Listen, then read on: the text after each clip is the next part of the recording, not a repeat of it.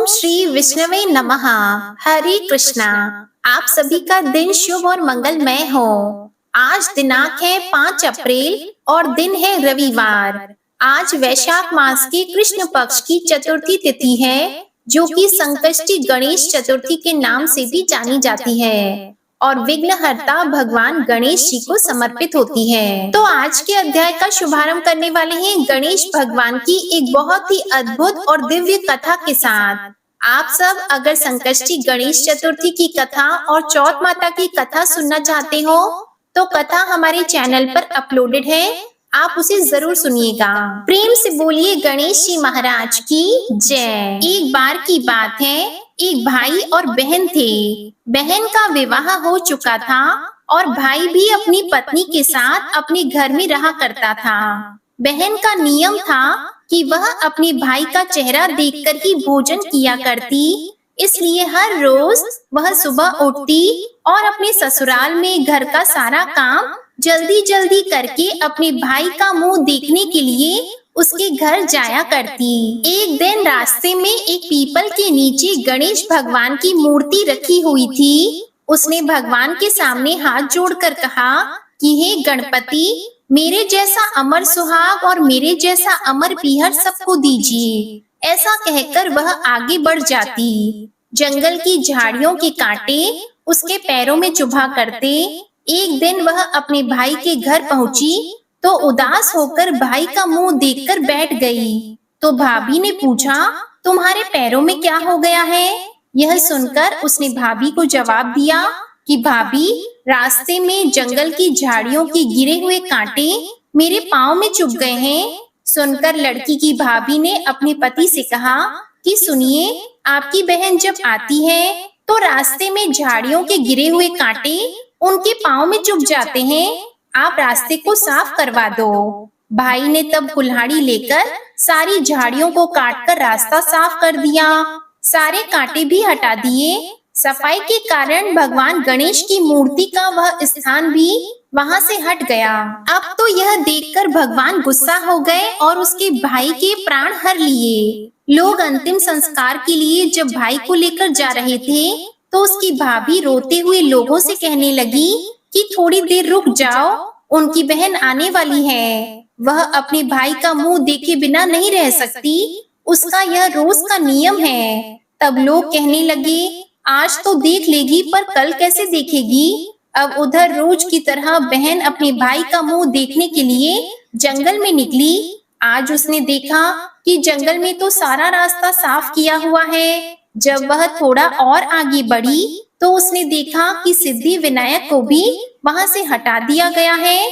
तब उसने भाई के घर जाने से पहले गणेश जी को एक अच्छे स्थान पर रख दिया और हाथ जोड़कर बोली, हे भगवान, मेरे जैसा अमर सुहाग और मेरे जैसा अमर पीहर सबको देना। ऐसा बोलकर वह हर दिन की तरह आगे निकल गई। भगवान तब सोचने लगे कि अगर इसकी नहीं सुनी तो फिर हमें कौन मानेगा, हमें कौन पूजेगा। तब सिद्धि विनायक ने उसे आवाज दी, बेटी, इस खेजड़ी की 7 पत्तियां लेकर जा और उसे कच्चे दूध में घोलकर भाई के ऊपर छींटा मार देना, वह उठकर बैठ जाएगा। तब यह सुनकर जब बहन पीछे मुड़ी तो वहां तो कोई नहीं था। फिर वह सोचने लगी कि ठीक है, जैसा सुन लिया वैसा ही कर लेती हूँ। फिर वह 7 खेजड़ी की पत्तियां लेकर अपने भाई के घर पहुंची। वहां उसने देखा कि कई लोग बैठे हुए हैं और भाभी बैठी रो रही है। सामने ही भाई का शव रखा है।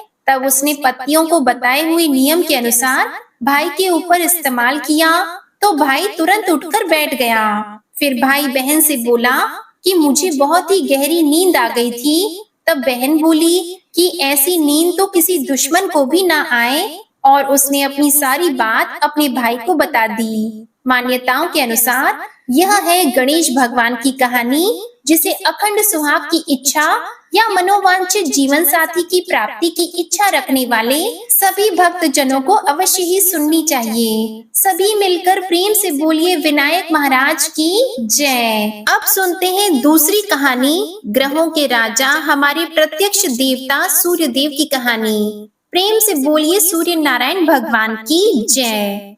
पुराने समय की बात है, एक बुढ़िया रहती थी। वह नियमित रूप से रविवार का व्रत किया करती थी। रविवार के दिन सूर्योदय से पहले उठती, स्नान आदि से निवृत्त होकर अपने घर के आंगन को गाय के गोबर से लीपकर स्वच्छ किया करती थी। उसके बाद सूर्य भगवान की पूजा करते हुए रविवार का व्रत रखती, व्रत कथा सुनकर सूर्य भगवान को अर्घ देती, फिर पूरा दिन सूर्य देवता का स्मरण करते हुए दिन व्यतीत करती और शाम को एक ही समय भोजन करती थी। भोजन में वह कभी नमक नहीं खाती थी। इस तरह पूरे श्रद्धा भाव से सूर्य देवता की पूजा और व्रत किया करती थी। भगवान सूर्य देव भी उसके भक्ति भाव से बहुत ही प्रसन्न थे।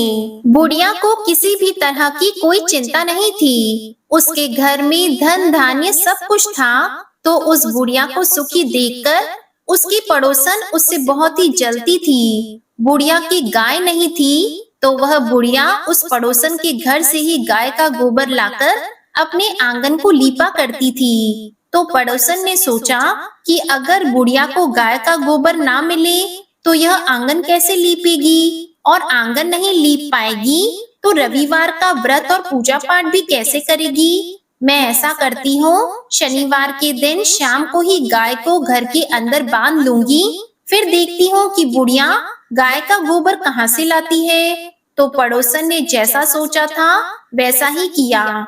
शनिवार के दिन शाम को गाय को घर के अंदर बांध लिया।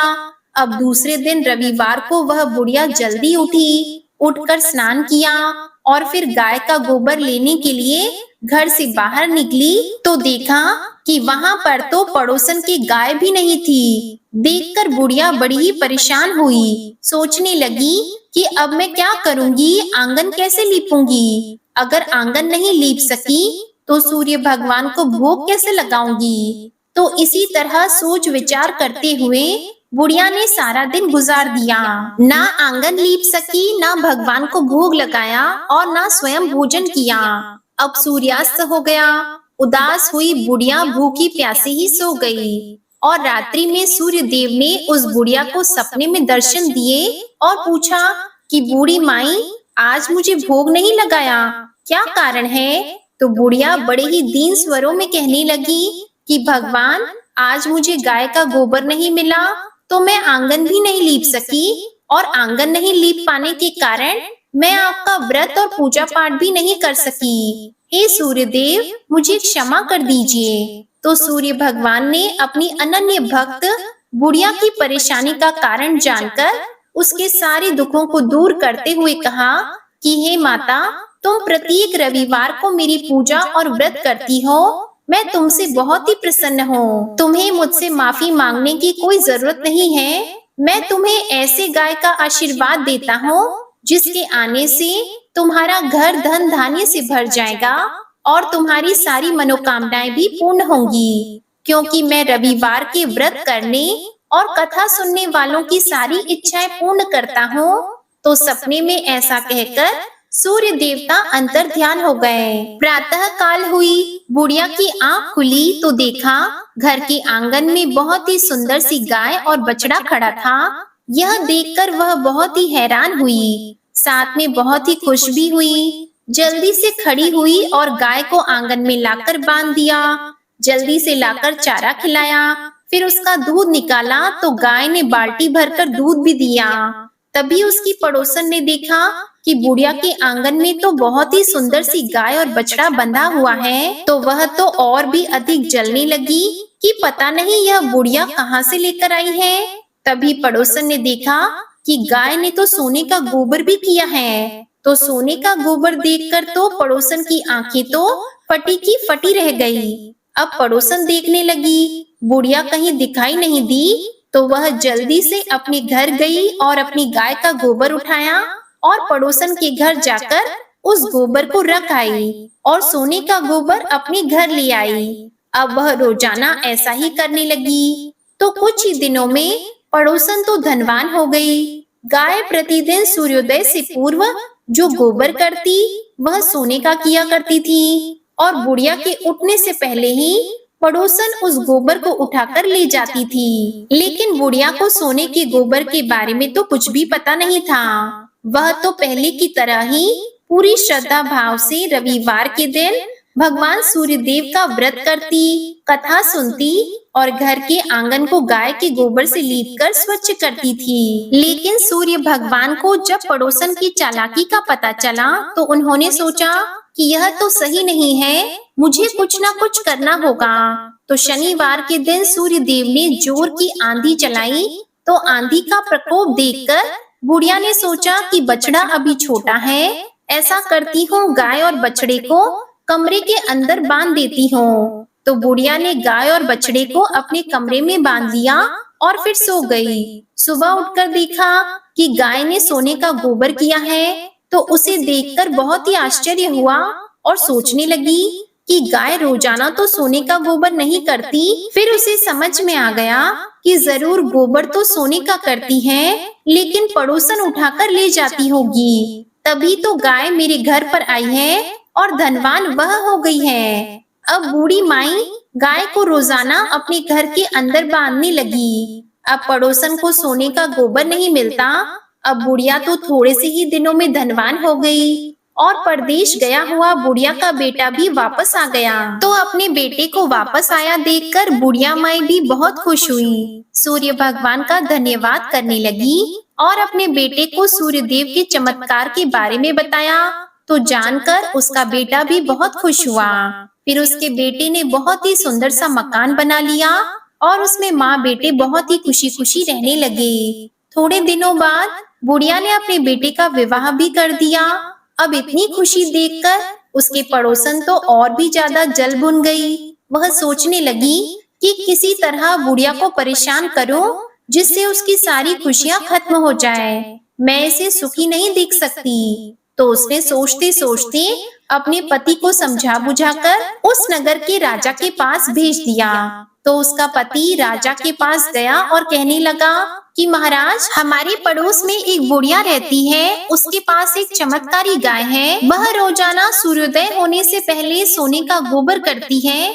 तो मैं चाहता हूँ कि ऐसी सोने का गोबर देने वाली गाय तो राजमहल में होनी चाहिए। उस बुढ़िया के पास ऐसी गाय का क्या नाम है? तो सुनकर राजा को भी बड़ी हैरानी हुई और राजा ने तुरंत अपने सैनिकों को भेजकर कहा कि तुम जाओ और उस बुढ़िया के पास से वह गाय लेकर आओ। तो राजा का आदेश पाकर सैनिक बुढ़िया के घर गए। जैसे ही सैनिक उस बुढ़िया के घर पहुँचे तो उस समय बूढ़ी माई सूर्य भगवान को भोग लगाकर स्वयं भोजन करने बैठी थी। तो राजा के सैनिकों ने कहा कि बूढ़ी माई, तुम्हारी यह गाय हम राजमहल में लेकर जा रहे हैं, राजा का आदेश है। तो बूढ़ी माई ने कहा कि यह गाय मुझे सूर्य भगवान ने दी है, मैं इसके गोबर से घर के आंगन को लीपकर स्वच्छ करती हूँ। आप मेरी गाय को मत लेकर जाओ। अगर आप गाय को ले गए तो मैं सूर्य भगवान की पूजा कैसे किया करूंगी? तो सैनिकों ने बुढ़िया की एक नहीं सुनी। बेचारी बुढ़िया बहुत रोई चिल्लाई, लेकिन राजा के सैनिक नहीं माने। गाय व बछड़े को लेकर चले गए। गाय के चले जाने के बाद में वह बुढ़िया बहुत ही दुखी हुई। उस दिन उसने कुछ नहीं खाया। अपनी माँ को उदास देखकर उसका बेटा कहने लगा कि माँ, तुम इस तरह उदास मत हो, तुम भोजन कर लो, बीमार पड़ जाओगी। राजा के आदेश के आगे हम कुछ नहीं कर सकते। आप इतना ही सोच लो कि भगवान ने हमें इतने ही दिनों के लिए गाय दी थी। मैं आपके लिए एक और अच्छी सी गाय खरीद के ले आऊंगा।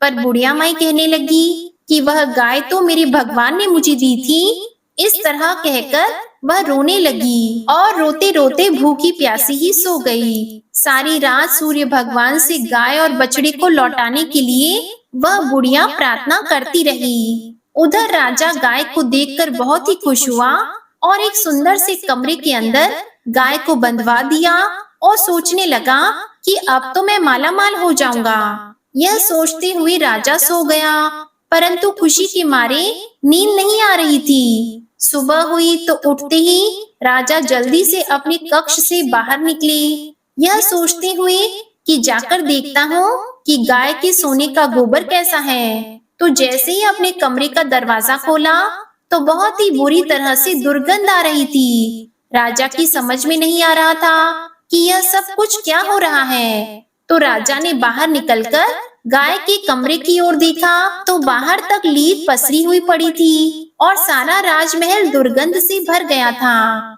यह देखकर राजा को बहुत ही गुस्सा आया और उन्होंने अपने सैनिकों को आदेश दिया कि तुम जल्दी से जाओ और उस बुढ़िया को यहाँ लेकर आओ। तो सैनिक राजा का आदेश पाकर बुढ़िया के घर की ओर चल पड़े। जाकर देखा बुढ़िया तो घर के बाहर बैठी रो रही थी। तो उसे देखकर कहने लगे कि आपको राजा ने बुलाया है, हमारे साथ चलो।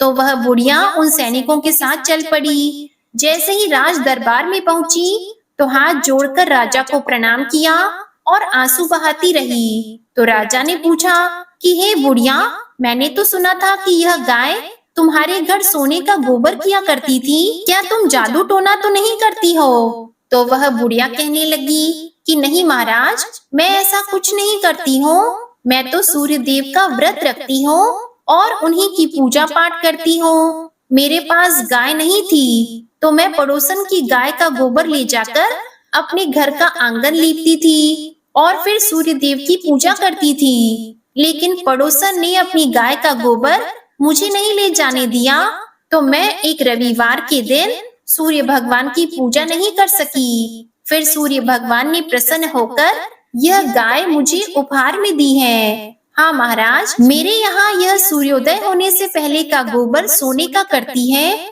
तो राजा कहने लगे, मेरा तो सारा राजमहल लीद से भरा पड़ा है और बुरी तरह से दुर्गंध आ रही है। तब बुढ़िया ने कहा कि महाराज, इस विषय में मुझे कुछ नहीं पता।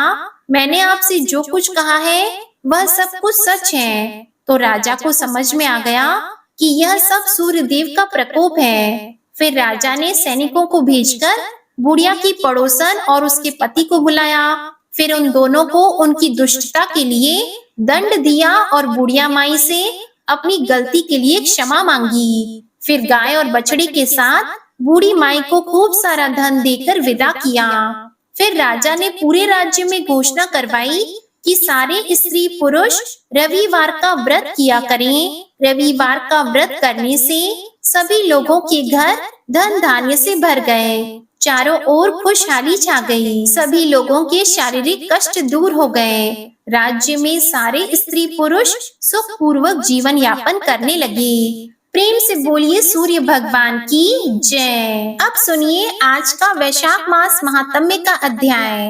वैशाख मास में किए गए धार्मिक कर्मों के पुण्य से जब राजा कीर्तिमान के निवासी अंत में बैकुंठ धाम पहुँचने लगे, तब स्वर्ग और नरक सभी शून्य हो गए। तब ऐसे में यमराज जी ब्रह्मा जी के पास गए और उन्होंने राजा कीर्तिमान के बारे में उनसे कहा और उनसे शिकायत करने लगे। इसके बाद ब्रह्मा जी ने यमराज जी को जिस प्रकार भी समझाया उसका वर्णन आज आप सुनिए। ब्रह्मा जी ने कहा, यमराज, तुमने क्या आश्चर्य देखा है? क्यों तुम्हें खेद हो रहा है? भगवान गोविंद को एक बार भी प्रणाम कर लिया जाए तो वह 100 अश्वमेध यज्ञों के अवृत स्नान के समान होता है। यज्ञ करने वाला तो पुनः इस संसार में जन्म लेता है, परंतु भगवान को किया हुआ प्रणाम पुनर्जन्म का हेतु नहीं बनता, मुक्ति की प्राप्ति करा देता है। जिसकी जीवा के अग्रभाग पर हरि ये 2 अक्षर विद्यमान है,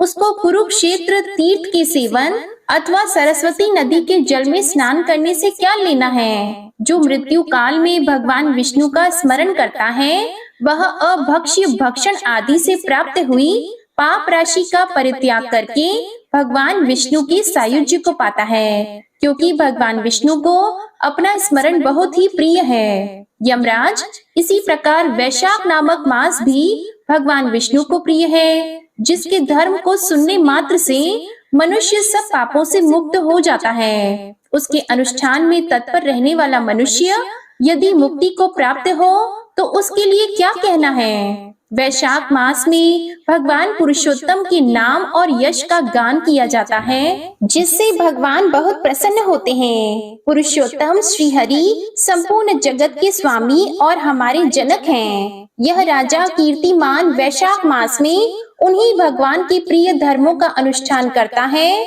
जिससे प्रसन्नचित्त होकर भगवान विष्णु सदा उसकी सहायता में स्थित रहते हैं। भगवान वासुदेव के भक्तों का कभी अमंगल नहीं होता।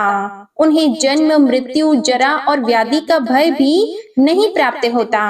कार्य में नियुक्त किया हुआ पुरुष यदि अपनी पूरी शक्ति लगाकर स्वामी के कार्य साधन की चेष्टा करता है, तो उतने से ही वह कृतार्थ हो जाता है। यदि शक्ति के बाहर का कार्य उपस्थित हो जाए, तो स्वामी को उसकी सूचना दे दें। उतना कर देने से वह ऋण हो जाता है और सुख का भागी होता है। जिसने उस प्रयोजन को स्वामी से निवेदित कर दिया है, उसके ऊपर न तो कोई ऋण है और न पातक ही लगता है। अपने कर्तव्य पालन के लिए पूरा यत्न कर लेने पर प्राणी का कोई अपराध नहीं रहता। यह कार्य तुम्हारे लिए असंभव है, इसलिए इसके विषय में तुम्हें शोक नहीं करना चाहिए। ब्रह्मा जी के ऐसे कहने पर यमराज ने दीन वाणी में कहा, तात, मैंने आपके चरणों की सेवा से सब कुछ पा लिया। तब ब्रह्मा जी ने फिर से समझाते हुए कहा, धर्मराज, राजा कीर्तिमान विष्णु धर्म के पालन में तत्पर हैं। चलो हम लोग भगवान विष्णु के पास चलें और उन्हें सब बातें बताकर पीछे उनके कथन अनुसार कार्य किया जाएगा। वे ही इस जगत के कर्ता, धर्म के रक्षक और नियामक हैं। इस प्रकार यमराज को आश्वासन देकर ब्रह्मा जी उनके साथ क्षीर सागर के तट पर गए। वहां उन्होंने सच्चिदानंद स्वरूप गुणातीत परमेश्वर विष्णु की स्तुति की। ब्रह्मा जी की स्तुति करने से संतुष्ट होकर भगवान विष्णु वहां प्रकट हुए। यमराज और ब्रह्मा जी ने तुरंत ही उनके चरणों में मस्तक झुकाया। तब भगवान महाविष्णु ने मेघ की समान गंभीर वाणी में उन दोनों से कहा, आप लोग यहाँ क्यों आए हो? तब ब्रह्मा जी ने कहा, प्रभु, आपके श्रेष्ठ भक्त राजा कीर्तिमान के शासन काल में सब मनुष्य वैशाख धर्म के पालन में संलग्न होकर आपके अविनाशी पद को प्राप्त हो रहे हैं। इससे यमपुरी सूनी हो गई है। उनके ऐसा कहने पर भगवान विष्णु हंसते हुए बोले, मैं लक्ष्मी को त्याग दूंगा। अपने प्राण, शरीर, श्री वत्स, कौस्तुभ मणि, वैजयंती माला, श्वेत द्वीप, वैकुंठ धाम, क्षीर सागर, शेषनाग तथा गरुड़ जी को भी छोड़ दूंगा, परंतु अपने भक्त का त्याग नहीं कर सकूंगा। जिन्होंने मेरे लिए सब भोगों का त्याग करके अपना जीवन तक मुझे सौंप दिया है, जो मुझ में मन लगाकर मेरे स्वरूप हो गए हैं, उन महाभाग भक्तों को मैं कैसे त्याग सकता हूँ? राजा कीर्तिमान को इस पृथ्वी पर मैंने 10,000 वर्षों की आयु दी है। उसमें से 8,000 वर्ष तो बीत गए। शेष आयु और बीत जाने पर उसे मेरा सायुज्य प्राप्त होगा। उसके बाद पृथ्वी पर बेन नामक दुष्टात्मा राजा होगा, जो संपूर्ण वेदोक्त महाधर्मों का लोप कर देगा। उस समय वैशाख मास के धर्म भी छिन्न भिन्न हो जाएंगे। बेन अपने ही पाप से भस्म हो जाएगा।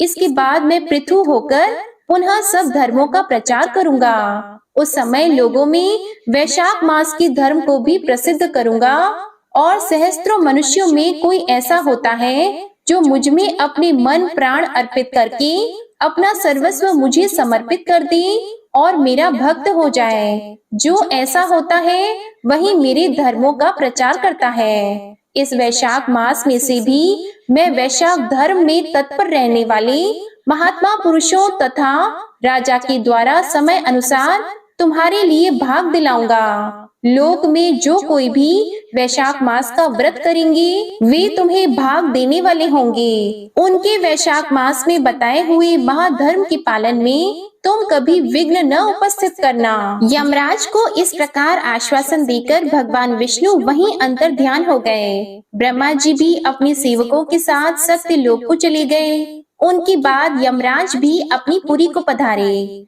वैशाख मास की पूर्णिमा को पहले धर्मराज के उद्देश्य से जल से भरा हुआ घड़ा, दही और अन्न देना चाहिए। उसके बाद पितरों, गुरुओं और भगवान विष्णु के उद्देश्य से शीतल जल, दही, अन्न, पान और दक्षिणा फल के साथ कांसी के पात्र में रखकर ब्राह्मण को देना चाहिए। भगवान विष्णु की दिव्य प्रतिमा वैशाख मास की महात्म्य कथा सुनाने वाले दीन ब्राह्मण को देनी चाहिए। उस धर्म वक्ता ब्राह्मण को अपने धन से भी पूजित करना चाहिए। राजा कीर्तिमान ने सब कुछ उसी प्रकार किया। उन्होंने पृथ्वी पर मनोवांछित भोग भोग कर शेष आयु पूर्ण होने के बाद पुत्र पौत्र आदि के साथ श्री विष्णु धाम को प्रस्थान किया। मिथिलापति ने कहा, महामते, दुरात्मा राजा बीन प्रथम स्वयंभू मनवंतर में हुआ था और ये राजा इक्ष्वाकु कुलभूषण कीर्तिमान वैवस्वत मनवंतर की व्यक्ति हैं। यह बात पहले मैंने आपके मुख से सुन रखी है, परंतु इस समय आपने और ही बात कही है कि यह राजा जब वैकुंठ वासी हो जाएंगे उसके बाद राजा बीन उत्पन्न होगा। मेरे इस संशय को आप निवृत्त कीजिए। तब श्रुतदेव जी ने कहा, राजन, पुराणों में जो विषमता प्रतीत होती है वह युग भेद और कल्प भेद की व्यवस्था के अनुसार है। किसी कल्प में ऐसा ही हुआ होगा कि पहले राजा कीर्तिमान और पीछे बेन हुआ होगा। इसलिए कहीं कथा में समय की विपरीतता को देखकर उसके अप्रामाणिक होने की आशंका नहीं करनी चाहिए। श्रुतदेव जी बोले, मेष राशि में सूर्य के स्थित होने पर जो वैशाख मास में प्रातः काल स्नान करता है और भगवान विष्णु की पूजा करके इस कथा को सुनता है, वह सब पापों से मुक्त होकर भगवान विष्णु के परम धाम को प्राप्त होता है। इस विषय में एक प्राचीन इतिहास कहते हैं, जो सब पापों का नाशक, पवित्र कारक, धर्म अनुकूल, वंदनीय और पुरातन है। गोदावरी के तट पर शुभ ब्रह्मोश्वर क्षेत्र में महर्षि दुर्वासा के 2 शिष्य रहते थे, जो परमहंस, ब्रह्मनिष्ठ, उपनिषद विद्या में परिनिष्ठित और इच्छा रहित थे। वे भिक्षा मात्र भोजन करते और पुण्यमय जीवन बिताते हुए गुफा में निवास करते थे। उनमें से एक का नाम था सत्यनिष्ठ और दूसरे का तपोनिष्ठ। वे इन्हीं नामों से तीनों लोकों में विख्यात थे। सत्यनिष्ठ सदा भगवान विष्णु की कथा में तत्पर रहते थे। जब कोई श्रोता अथवा वक्ता नहीं होता तब वे अपने नित्य कर्म किया करते थे। यदि कोई श्रोता उपस्थित होता तो उसे निरंतर वे भगवत कथा सुनाते और यदि कोई कथावाचक भगवान विष्णु की कल्याणमय पवित्र कथा कहता तो वे अपने सब कर्मों को समेटकर सुनने में तत्पर होकर उस कथा को सुनने लगते थे। वे अत्यंत दूर के तीर्थों और देव मंदिरों को छोड़कर तथा कथा विरोधी कर्मों का परित्याग करके भगवान की दिव्य कथा सुनते और श्रोताओं को स्वयं भी सुनाते थे। कथा समाप्त होने पर सत्यनिष्ठ अपना शेष कार्य पूरा करते थे। कथा सुनने वाले पुरुष को जन्म मृत्युमय संसार बंधन की प्राप्ति नहीं होती। उसके अंतःकरण की शुद्धि होती है। भगवान विष्णु में जो अनुराग की कमी है वह दूर हो जाती है और उनके प्रति गाढ़ अनुराग होता है। साथ ही साधु पुरुषों के प्रति सौहार्द बढ़ता है। रजोगुण रहित गुणातीत परमात्मा शीघ्र ही हृदय में स्थित हो जाते हैं। श्रवण से ज्ञान पाकर मनुष्य भगवत चिंतन में समर्थ होता है। श्रवण, ध्यान और मनन ये वेदों में अनेक प्रकार से बताया गया है। जहाँ भगवान विष्णु की कथा नहीं होती हो और जहाँ साधु पुरुष न रहते हो, वह स्थान साक्षात गंगा तट ही क्यों न हो, निसंदेह त्याग देने योग्य है। जिस देश में तुलसी नहीं है अथवा भगवान विष्णु का मंदिर नहीं है, ऐसा स्थान निवास करने योग्य नहीं है। यह निश्चय करके मुनिवर सत्यनिष्ठ सदा भगवान विष्णु की कथा और चिंता में संलग्न रहते थे। दुर्वासा का दूसरा शिष्य तपोनिष्ठ दुराग्रह पूर्वक कर्म में तत्पर रहता था। वह भगवान की कथा छोड़कर अपना कर्म पूरा करने के लिए इधर उधर हट जाता था। कथा की अवहेलना से उसे बड़ा कष्ट उठाना पड़ा। अंत में कथा परायण सत्यनिष्ठ ने ही उसका संकट से उद्धार किया। जहाँ लोगों के पाप का नाश करने वाली भगवान विष्णु की पवित्र कथा होती है, वहाँ सब तीर्थ और अनेक प्रकार के क्षेत्र स्थित रहते हैं। जहाँ विष्णु कथा रूपी पुण्यमयी नदी बहती रहती है, उस देश में निवास करने वालों की मुक्ति उनके हाथ में ही है। पूर्व काल में पांचाल देश में पुरुयशा नामक एक राजा थे जो पुण्यशील एवं बुद्धिमान राजा भूरियशा के पुत्र थे। पिता के मरने पर पुरुयशा राज्य सिंहासन पर बैठे। वे धर्म की इच्छा रखने वाले, शूरता, उदारता आदि गुणों से संपन्न और धनुर्वेद में प्रवीण थे। उन महामती नरेश ने अपने धर्म के अनुसार पृथ्वी का पालन किया। कुछ काल के बाद राजा का धन नष्ट हो गया। हाथी और घोड़े बड़े बड़े रोगों से पीड़ित होकर मर गए। उनके राज्य में ऐसा भारी अकाल पड़ा जो मनुष्यों का अत्यंत विनाश करने वाला था। पांचाल नरेश राजा पुरुयशा को निर्बल जानकर उनके शत्रुओं ने आक्रमण किया और युद्ध में उनको जीत लिया। इसके बाद पराजित हुए राजा ने अपनी पत्नी शिखिनी के साथ पर्वत की कंदरा में प्रवेश किया। साथ ही दासी आदि सेवक गण भी थे। इस प्रकार छिपे रहकर राजा मन ही मन विचार करने लगे कि मेरी यह क्या अवस्था हो गई। मैं जन्म और कर्म से शुद्ध हूँ, माता और पिता के हित में तत्पर रहा हूँ, गुरु भक्त, उदार, ब्राह्मणों का सेवक, धर्मपरायण, सब प्राणियों के प्रति दयालु, देव पूजक और जितेंद्रिय भी हूँ। फिर किस कर्म से मुझे यह विशेष दुख देने वाली दरिद्रता प्राप्त हुई है? किस कर्म से मेरी पराजय हुई और किस कर्म के फलस्वरूप मुझे यह वनवास मिला है? इस प्रकार चिंता से व्याकुल होकर राजा ने खिन्न चित्त से अपने सर्वज्ञ गुरु मुनि श्रेष्ठ याज और उपयाज का स्मरण किया। राजा के आह्वान करने पर दोनों बुद्धिमान मुनीश्वर वहां आए। उन्हें देखकर पांचाल प्रिय नरेश सहसा उठकर खड़े हो गए और बड़ी भक्ति के साथ गुरु के चरणों में मस्तक रखकर प्रणाम किया। फिर वन में पैदा होने वाली शुभ सामग्रियों के द्वारा उन्होंने उन दोनों का पूजन किया और विनीत भाव से पूछा, विप्रवरों, मैं गुरु चरणों में भक्ति रखने वाला हूँ। मुझे किस कर्म से यह दरिद्रता, कोष हानि और शत्रुओं से पराजय प्राप्त हुई है? किस कारण से मेरा वनवास हुआ और मुझे अकेला रहना पड़ा? मेरे न कोई पुत्र है, न भाई है और न हितकारी मित्र ही है। मेरे द्वारा सुरक्षित राज्य में यह बड़ा भारी अकाल कैसे पड़ गया? ये सब बातें विस्तार पूर्वक मुझे बताइए। राजा के इस प्रकार पूछने पर वे दोनों मुनि श्रेष्ठ कुछ देर ध्यान मग्न होकर इस प्रकार बोले, राजन, तुम पहले के 10 जन्मों तक महापापी व्याध रहे हो। तुम सब लोगों के प्रति क्रूर और हिंसा परायण थे। तुमने कभी लेश मात्र भी धर्म का अनुष्ठान नहीं किया। इंद्र संयम तथा मनोनिग्रह का तुम में सर्वथा अभाव था। तुम्हारी जीवा किसी प्रकार भगवान विष्णु के नाम नहीं लेती थी। तुम्हारा मन गोविंद के चारों चरणाविंदों का चिंतन नहीं करता था और तुमने कभी मस्तक नवाकर परमात्मा को प्रणाम नहीं किया। इस प्रकार दुरात्मा व्याध का जीवन व्यतीत करते हुए तुम्हारे 9 जन्म पूरे हो गए। 10वां जन्म प्राप्त होने पर तुम सहाय पर्वत पर पुनः व्याध हो गए। वहाँ सब लोगों के प्रति क्रूरता करना ही तुम्हारा स्वभाव था। तुम मनुष्यों के लिए यम के समान थे, दयाहीन, शस्त्र जीवी और हिंसा परायण थे। अपनी स्त्री के साथ रहते हुए राह चलने वाले पथिकों को तुम बड़ा कष्ट दिया करते थे। बड़े भारी शठ थे। इस प्रकार अपने हित को न जानते हुए तुमने बहुत वर्ष व्यतीत किए। जिनके छोटे छोटे बच्चे हैं, ऐसे मृगों और पक्षियों के वध करने के कारण तुम दयाहीन दुर्बुद्धि को इस जन्म में कोई पुत्र नहीं प्राप्त हुआ। तुमने सबके साथ विश्वासघात किया, इसलिए तुम्हारे कोई सहोदर भाई नहीं हुआ।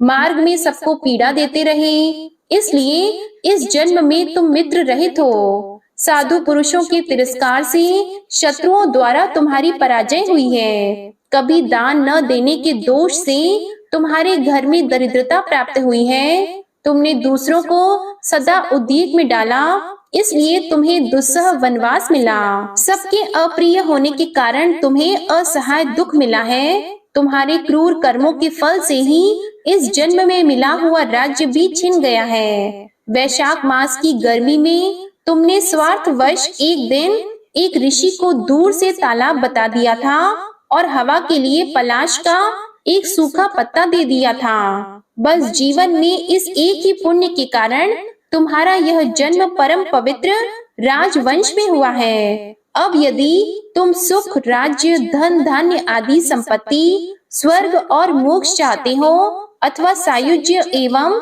श्री हरि के पद की इच्छा रखते हो तो वैशाख मास के धर्मों का पालन करो, इससे सब प्रकार के सुख प्राप्त करोगे। इस समय वैशाख मास चल रहा है। आज अक्षय तृतीया है। आज तुम विधि पूर्वक स्नान और भगवान लक्ष्मीपति की पूजा करो। यदि अपने समान ही गुणवान पुत्रों की इच्छा करते हो तो सब प्राणियों के हित के लिए प्याऊ लगाओ। इस पवित्र वैशाख मास में भगवान मधुसूदन की प्रसन्नता के लिए अगर तुम निष्काम भाव से धर्मों का अनुष्ठान करोगी तो अंतःकरण शुद्ध होने पर तुम्हें भगवान विष्णु का प्रत्यक्ष दर्शन होगा। इस प्रकार कहकर राजा की अनुमति लेकर उनके दोनों ब्राह्मण पुरोहित याज और उपयाज जैसे आए थे वैसे ही चले गए। उनसे उपदेश पाकर महाराज पुरुयशा ने वैशाख मास के संपूर्ण धर्मों का श्रद्धा पूर्वक पालन किया और भगवान मधुसूदन की आराधना की। इससे उनका प्रभाव बढ़ गया तथा बंधु बांधव उनसे आकर मिल गए। इसके बाद वे मरने से बची हुई सेना को साथ लेकर बंधुओं सहित पांचाल नगरी के पास आए। उस समय पांचाल राजा के साथ राजाओं का पुनः संग्राम हुआ। महारथी पुरुयशा ने अकेले ही समस्त महाबाहु राजाओं पर विजय पाई। विरोधी राजाओं ने भागकर विभिन्न देशों के मार्गों का आश्रय लिया। विजयी पांचाल राज ने भागे हुए राजाओं के कोष, 10 करोड़ घोड़े, 3 करोड़ हाथी, 1 अरब रथ, 10,000 ऊंट और 3 लाख खच्चरों को अपने अधिकार में करके अपनी पुरी में पहुंचा दिया।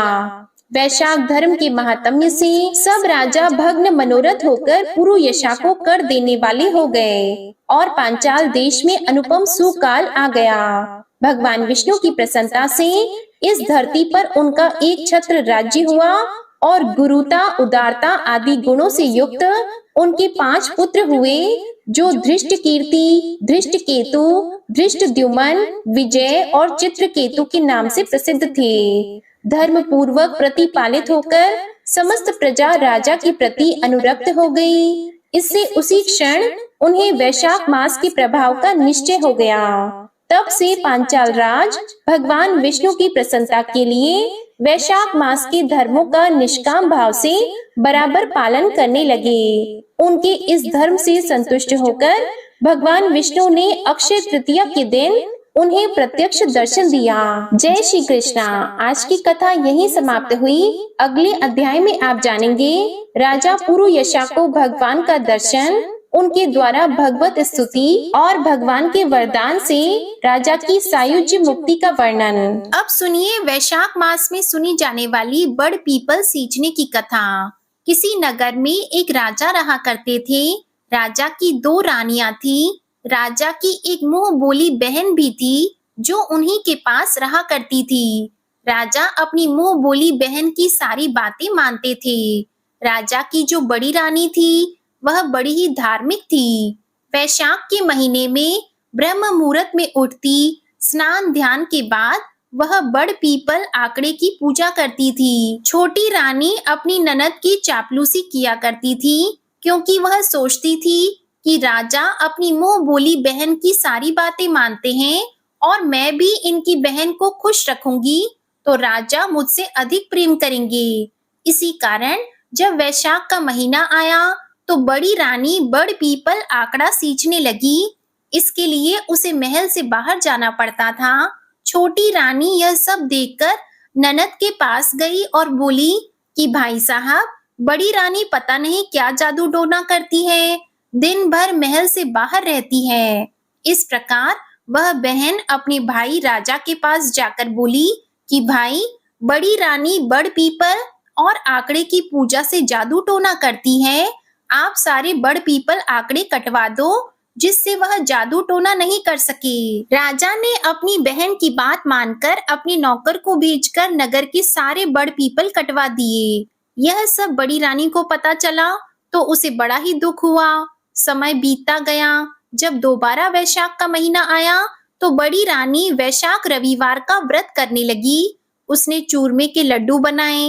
एक थाली में मौली, चावल, कुमकुम, कच्चा सूत, दीपक, गुड़, जल की झारी, मेहंदी, काजल, चीर अर्थात कपड़ा, पूजा की सारी सामग्री ली और बड़ पीपल आंकड़े की पूजा करने के लिए महल से बाहर निकल गई। पूरे नगर में घूमे, किंतु उन्हें कहीं भी बड़ पीपल आंकड़ा दिखाई नहीं दिया। तो वह घूमते घूमते जंगल की तरफ निकल गई। वहां से उन्हें पत्थर के नीचे दबा हुआ एक छोटा सा आंकड़े का पौधा दिखाई दिया। उसे देखकर वह बहुत खुश हुई। वहीं बैठकर आंकड़े की पूजा करना शुरू कर दिया। घी का दीपक जलाया, आंकड़े में झाड़ी से जल सींचा, कुमकुम, चावल, मौली, काजल, गुड़ चढ़ाकर चूरमे के लड्डू का भोग लगाया, कच्चा सूत बांधकर कपड़ा ओढ़ाया। रानी ने राजा और प्रजा की खुशहाली की प्रार्थना की। इसके बाद वह अपने महल में लौट आई। समय बीतता गया। राजा को शिकार खेलने का बहुत ही शौक था। इसी प्रकार एक दिन वह शिकार खेलने के लिए निकले। ज्येष्ठ का महीना आ गया था। बहुत तेज धूप थी। कोई शिकार भी नहीं मिल रहा था। राजा के सेवकों के पास जो कुछ भी खाने को था वह सब खत्म हो चुका था। पीने के लिए पानी भी नहीं बचा था। वे सभी तेज गर्मी में भूख और प्यास से बेहाल हो गए थे।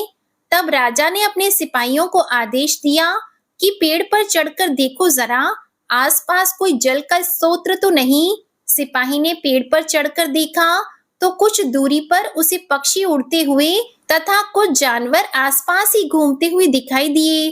फिर सिपाहियों ने राजा से कहा कि हे महाराज, कुछ ही दूरी पर पशु पक्षी उड़ते हुए दिखाई दे रहे हैं, वहां हमें पानी मिल सकता है। राजा अपने सिपाहियों के साथ उस स्थान पर पहुंचे। वहां घने आंकड़े का पेड़ और तालाब था।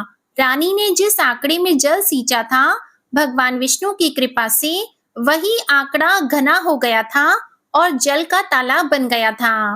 राजा और उसके सिपाहियों ने शीतल पानी पीकर अपनी प्यास को बुझाया।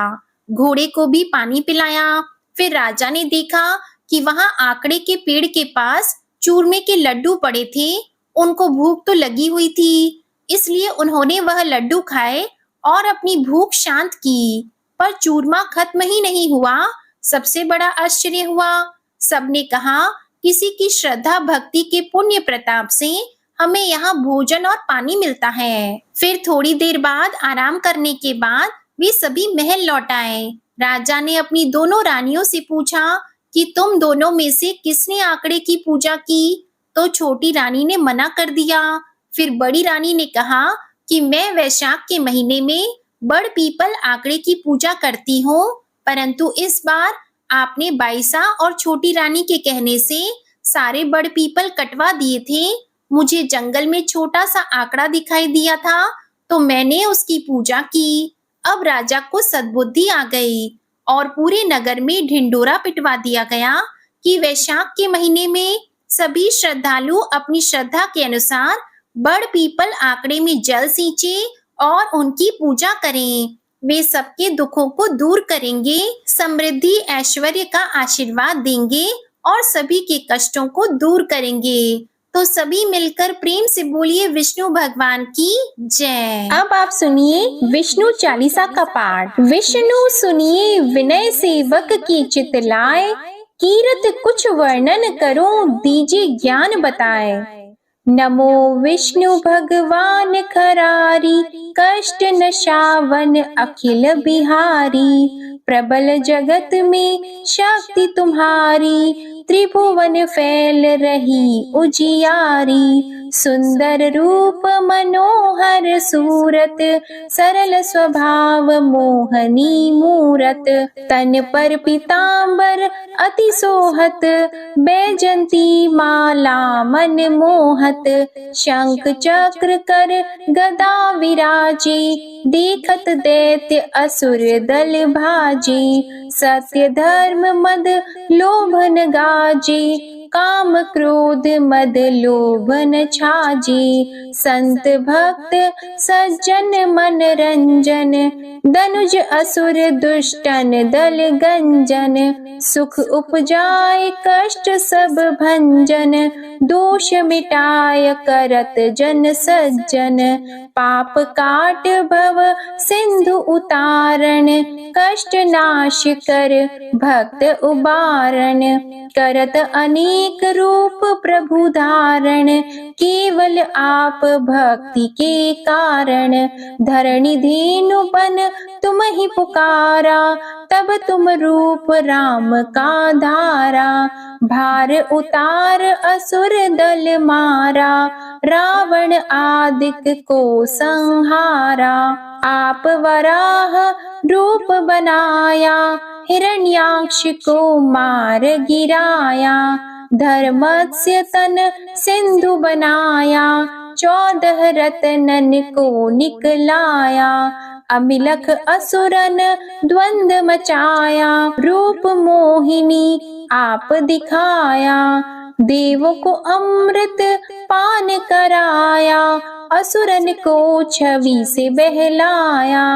कूर्म रूप धर सिंधु मझाया, मंदराचल गिरि तुरत उठाया।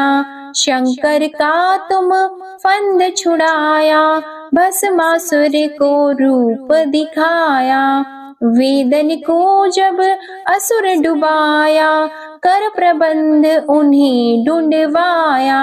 मोहित बन कर खल ही नचाया, उस ही कर से भस्म कराया।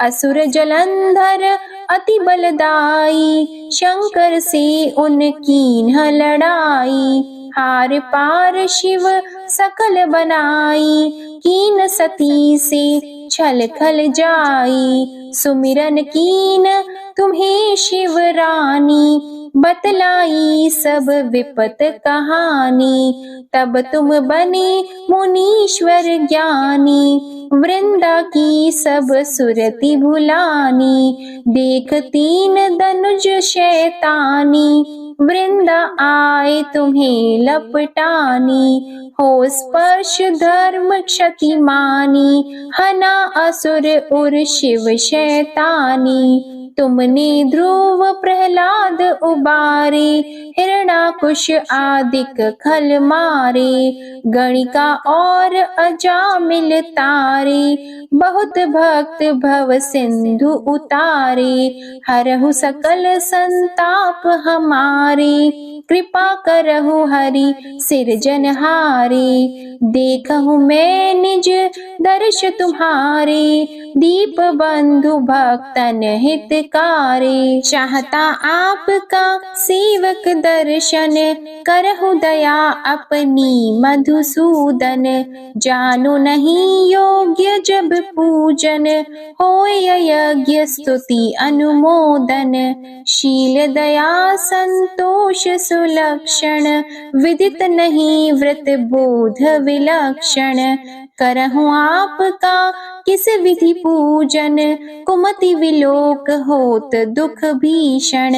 करहु प्रणाम कौन विधि सुमिरन, कौन भांति मैं करहु समर्पण।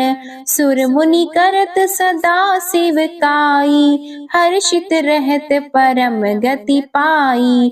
दीन दुखिन पर सदा सहाई, निज जन जान लेव अपनाई। पाप दोष संताप नशाओ, भव बंधन से मुक्त कराओ। सुत संपत्ति दे सुख उपजाओ, निज चरणन का दास बनाओ। निगम सदा ये विनय सुनावे, पढ़े सुने सो जन सुख पावे। श्री विष्णु चालीसा समाप्त होती है। प्रेम से बोलिए भगवान विष्णु और माता लक्ष्मी की जय। आज की कथा पसंद आए तो वीडियो को लाइक जरूर कीजिएगा, चैनल को सब्सक्राइब कीजिएगा और कमेंट में श्री विष्णु भगवान और माता लक्ष्मी की जय जरूर लिखिएगा। इसी के साथ आज आप हमारे चैनल पर संकष्टी चतुर्थी की व्रत कथा और चौथ माता की कथा भी जरूर सुनिएगा। प्रेम से बोलिए श्री हरि विष्णु भगवान और माता लक्ष्मी जी की जय।